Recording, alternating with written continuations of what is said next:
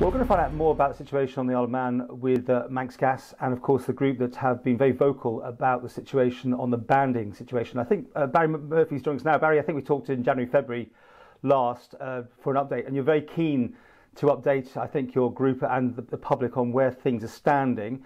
Has there been much movement since we last talked?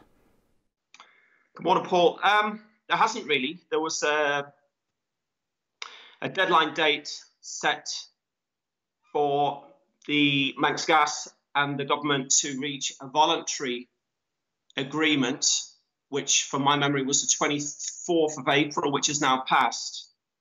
There clearly wasn't any agreement finalised, and there was a discussion at Tynwald regarding this the other day about the government situation and how the COVID-19 emergency has affected proceedings, and also there's a discussion that the green agenda, climate change agenda, is also having an effect on progression with this matter. Well, certainly Spanha is in the works. Everyone's business models are all over the place. I mean, I'm sure gas is probably down, you know, in usage terms and that sort of thing here for industry. But do you feel that should affect the negotiations? No, I don't.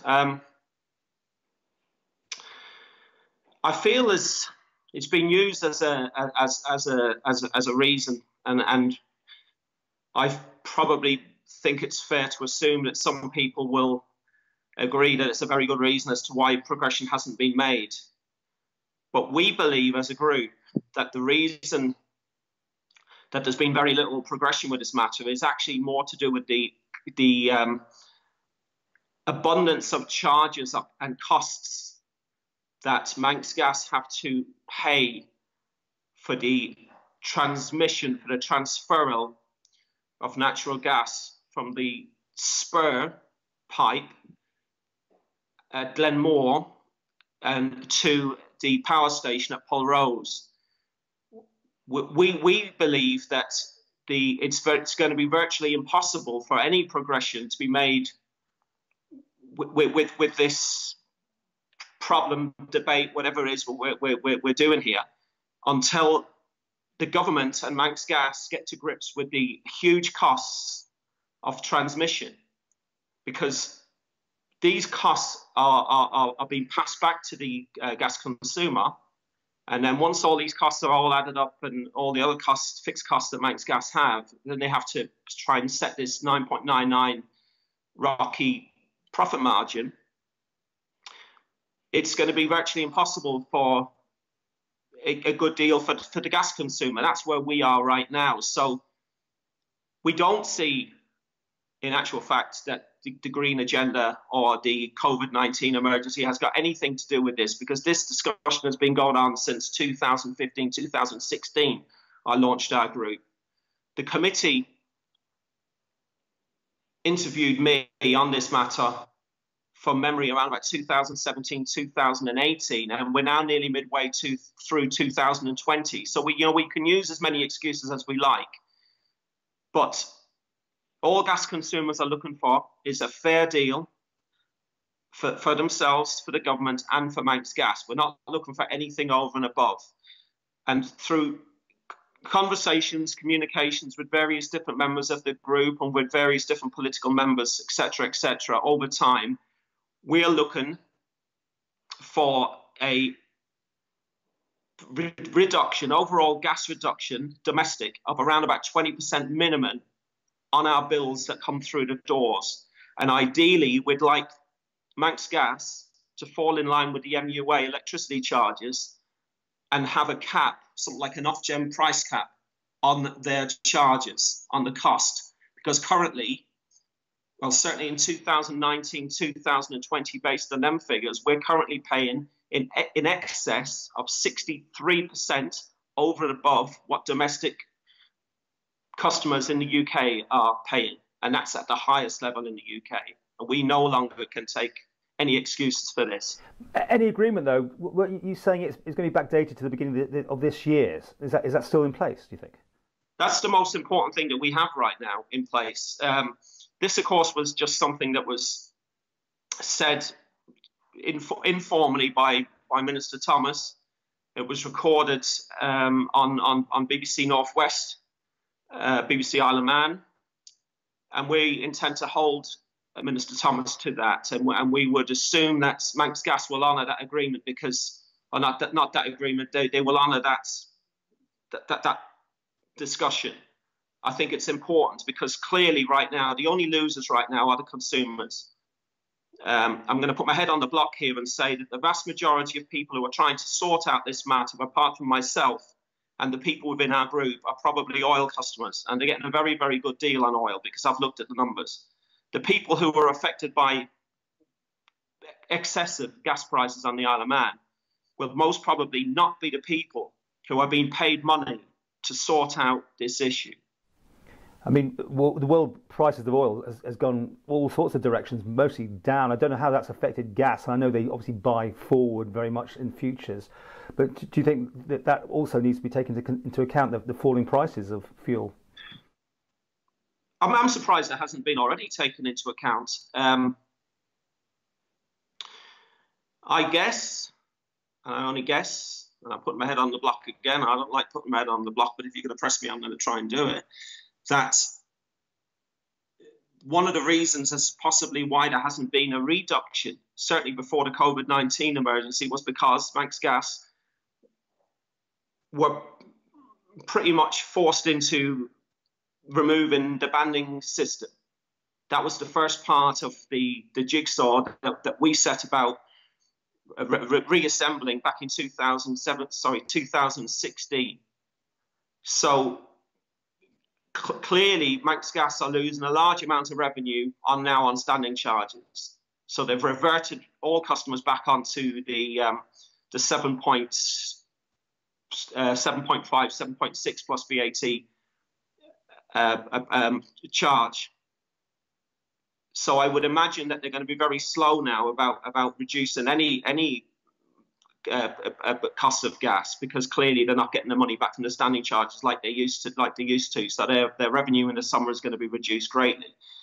But we're quite clear in what we're saying. We're not just getting a bad deal in 2020. We've been getting a bad deal since 2015. So it's 5 years of a very bad deal. And there comes a point where somebody somewhere, whether that be Minister Thomas, whether that be Larry Hooper, whether that be Ann Corlett, any members of that committee that sat with me back in 2016, 2017, these individuals, they need to be getting grips of this, because there was a report compiled independently by a company called NERA from the UK, which outlined steps and improvements that had to be made. And apart from the banding being removed and an alleged improvement in customer services at Manx Gas, I don't see any improvements whatsoever. All I see is us just being fed nonsense, Paul. That's all I see. Okay, well, I mean, I know you don't want to talk about it, and it's outside your thing, but there's goings on in Jersey at the minute, which are well documented about what's going on there. The government and the gas suppliers, which is the same company. But to finish with, I mean, obviously, I think last time we very much said we'd like to hear from Manx Gas on what you said and to get their response. And yet again, we obviously make that offer. We would very much like to hear from Manx Gas to balance this item up. But to finish with, what are you going to do next? More demonstrations, or just put pressure on in other ways? So Minister Thomas has received an email from me in the last month outlining, where our group is up to and what we would expect moving forward, which is basically the recommendations within the NERA report to be implemented sooner rather than later. At the end of the day, Paul, 3 years have now passed since that report came out, pretty much, certainly 2.5 years plus. It's been far, far, far too long. So we've made that clear to him. So at the very least, we would expect those recommendations to be implemented sooner rather than later. I've also contacted the MUA chairman with a huge raft of questions relating to the cost of transferring natural gas from the spur at Glenmore to the power station. Because what we need to know as gas consumers is that we're not getting overweighed with excessive charges, which in effect dare I say it, are giving electricity customers an unfair good deal and gas consumers a very unfair bad deal. This needs to be balanced, because at the end of the day, the power station is the one getting the gas, and and it cannot be a situation where gas customers are paying in excess of what the electricity customers are paying to get that gas down to that power station. So once we get all these answers in, and we have had some answers in already, and we can crunch up these answers, because believe you me, this is extremely technical, and I need help with this. I'm not a mathematician by any means. But once we've got all them figures and worked out, and we can then go back and have a look at the cost of transferring the gas for the electricity, then all this needs to be evaluated and assessed.